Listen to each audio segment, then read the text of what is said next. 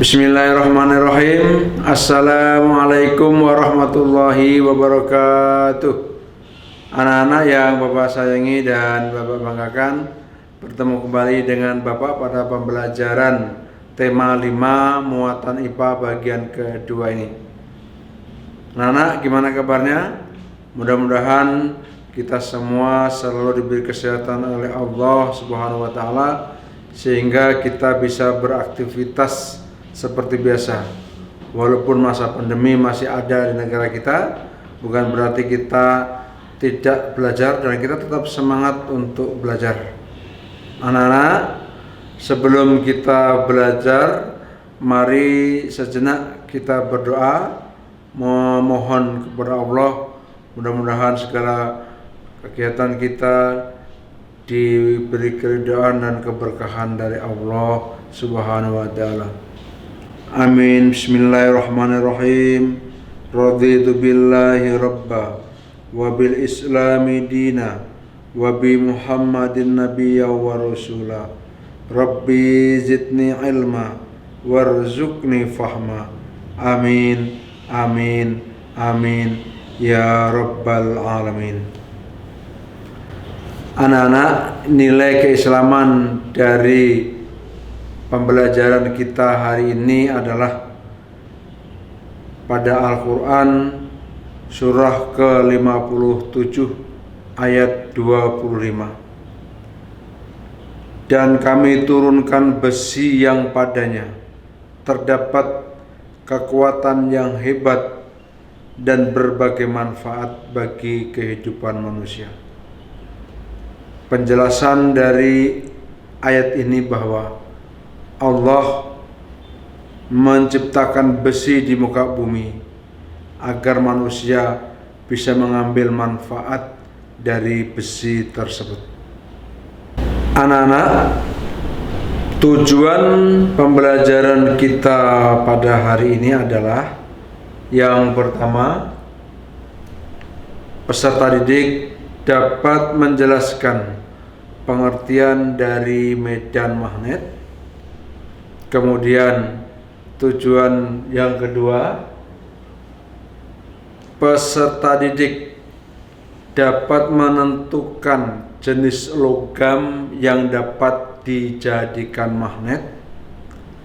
Dan tujuan pembelajaran yang ketiga adalah peserta didik dapat menjelaskan cara-cara pembuatan magnet. Nah, itu adalah 3 hal atau 3 tujuan yang akan kita laksanakan pada pembelajaran hari ini. Anak-anak, sebelum kita memasuki pada materi tersebut, masih ingat kita pembelajaran sebelumnya? Nah, pada pembelajaran sebelumnya kita telah belajar tentang apa itu magnet, ya kan? Kemudian kita juga sudah belajar tentang bentuk-bentuk magnet, dan kita juga sudah belajar pada minggu kemarin yaitu tentang sifat-sifat magnet, dan yang terakhir materi yang kita bahas minggu kemarin adalah tentang kegunaan magnet. Nah, mari kita masuk pada pembelajaran. Yang pertama yaitu tentang medan magnet. Apa sih medan magnet? Nah, medan magnet itu dapat diartikan daerah yang masih dipengaruhi oleh gaya tarik magnet. Perhatikan gambar.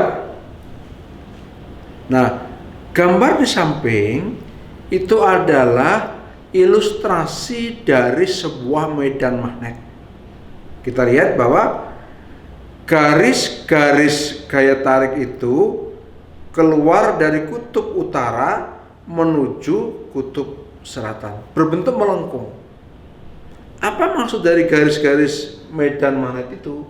Itu maksudnya bahwa kalau kita meletakkan sepotong paku di daerah wilayah garis-garis itu, maka paku itu akan tertarik oleh magnet.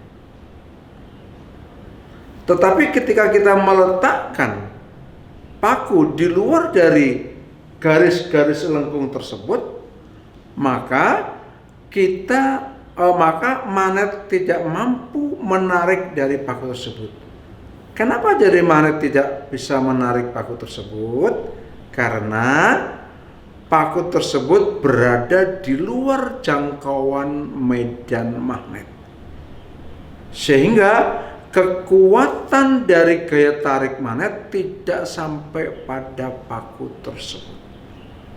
Jadi yang perlu Bapak ingatkan bahwa pada medan magnet, garis-garis medan magnet itu akan keluar dari kutub utara menuju kutub selatan.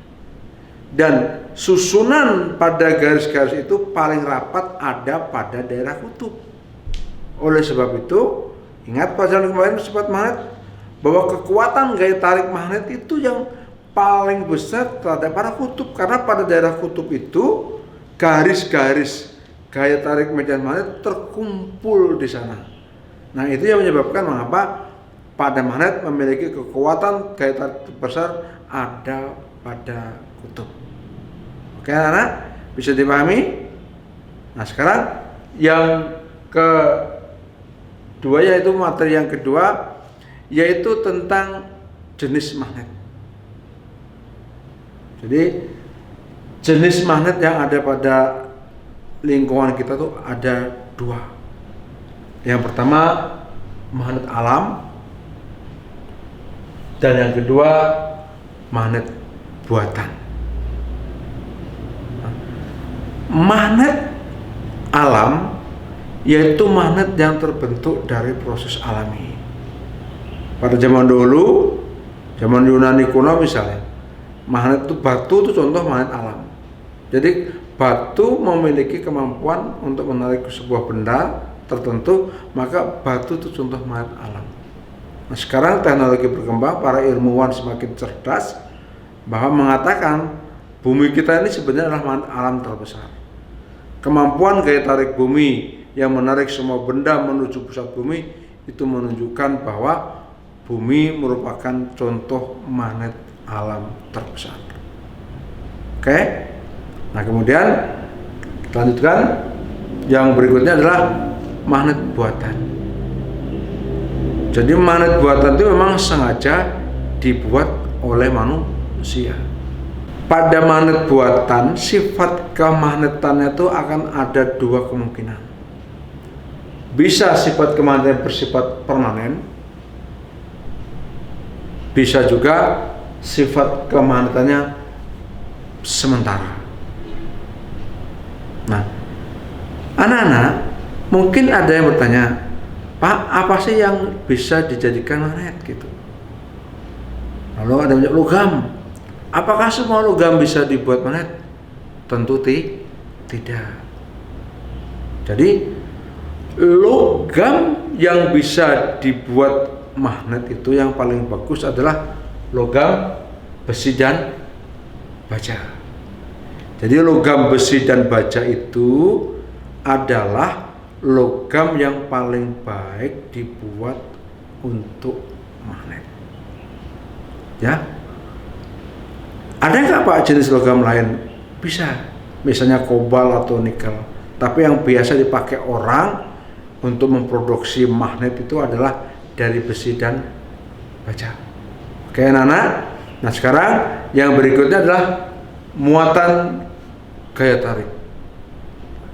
Mungkin kita berpikir, apa sih itu muatan gaya tarik? Bapak ambil contoh, ini adalah paku yang terbuat dari bahan besi. Nah, sebenarnya paku ini memiliki muatan gaya tarik. Nah, untuk mempermudah kita memahaminya, bahwa di dalam paku ini ada muatan gaya tarik yang disimbolkan positif dan negatif. Jadi muatan gaya tarik yang ada pada paku ini disimbolkan sebagai muatan positif dan negatif. Jadi tersimpan muatan gaya tarik. Oke. Lalu lihat gambar yang tadi, bahwa pada logam paku ini mengandung muatan positif dan negatif.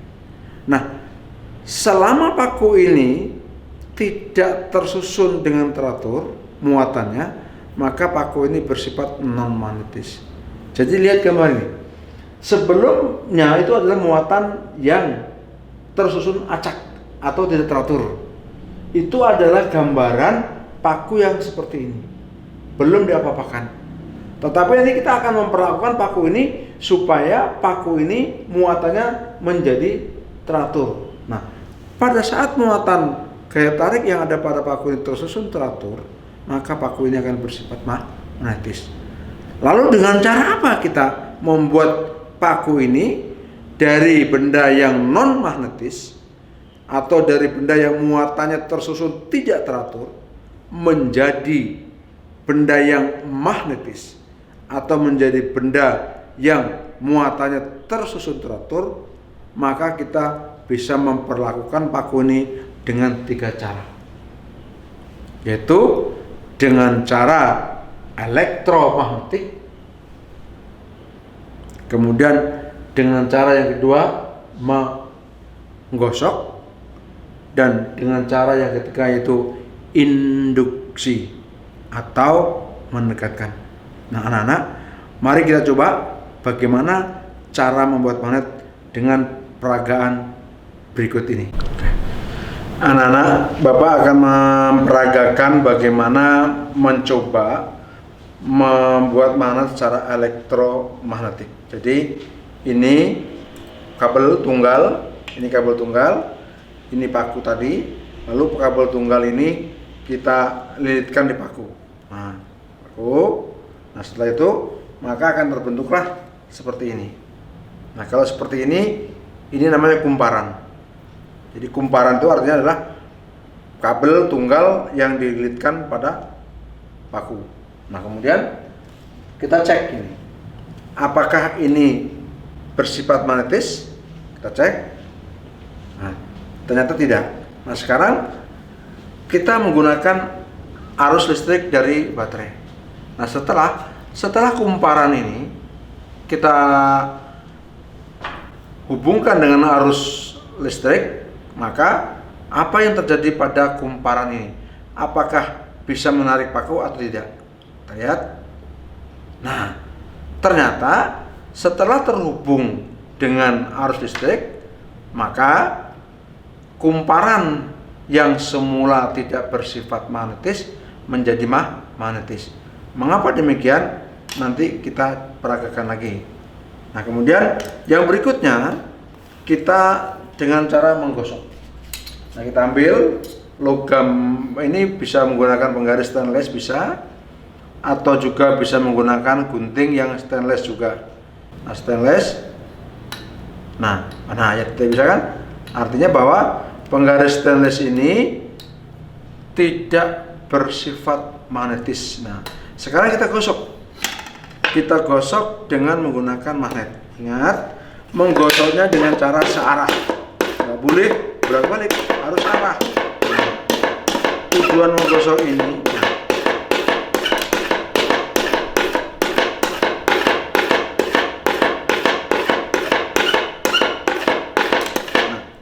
sekarang setelah kita gosok, kita dekatkan penggaris stainless ke magnet, ke paku.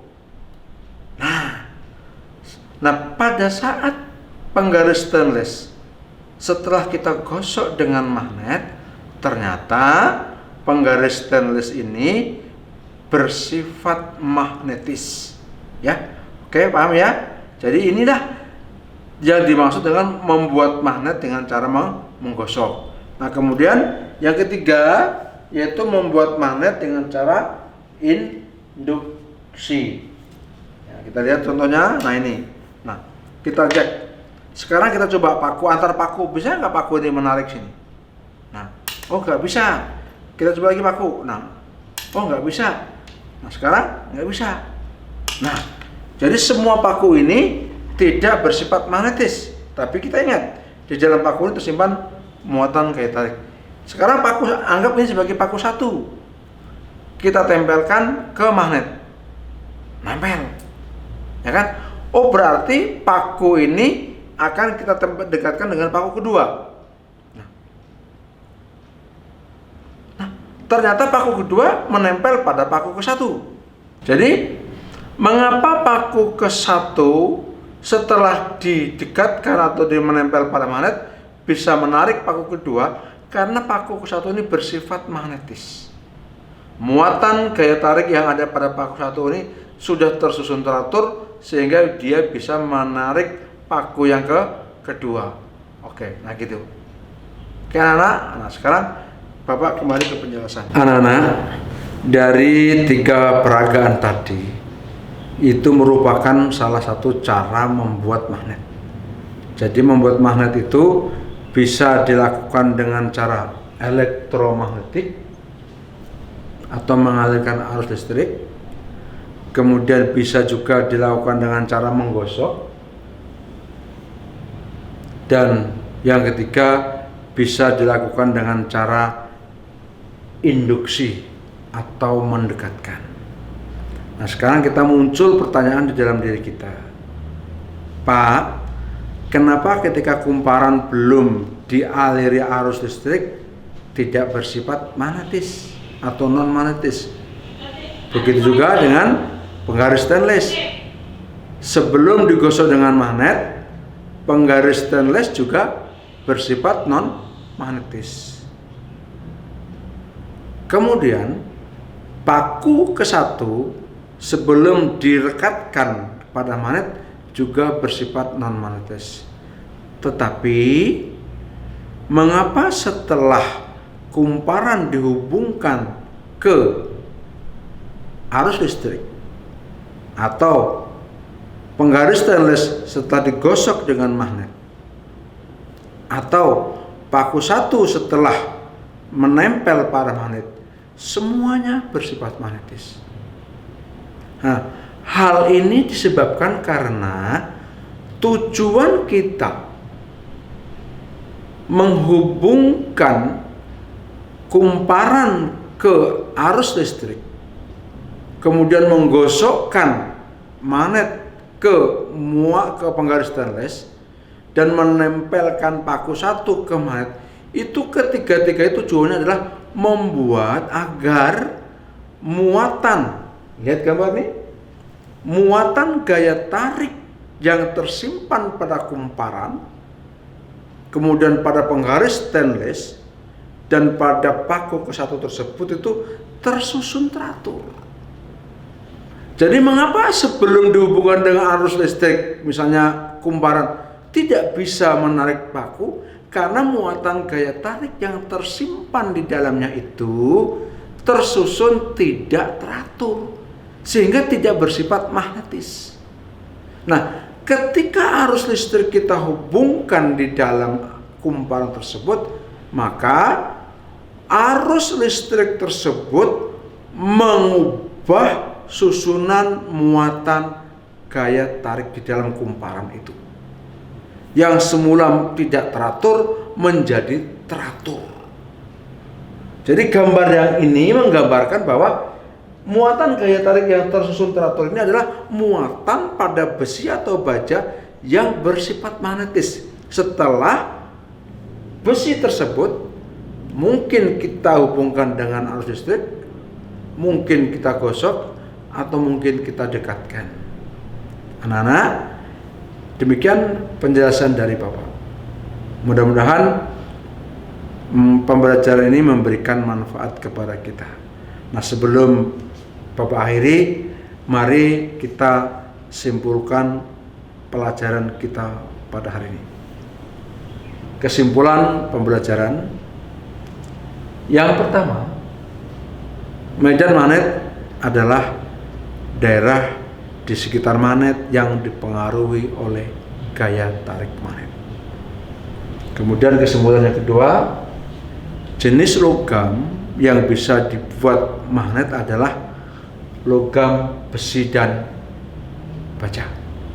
Kemudian kesimpulan yang ketiga, bahwa membuat magnet dapat dilakukan dengan 3 cara.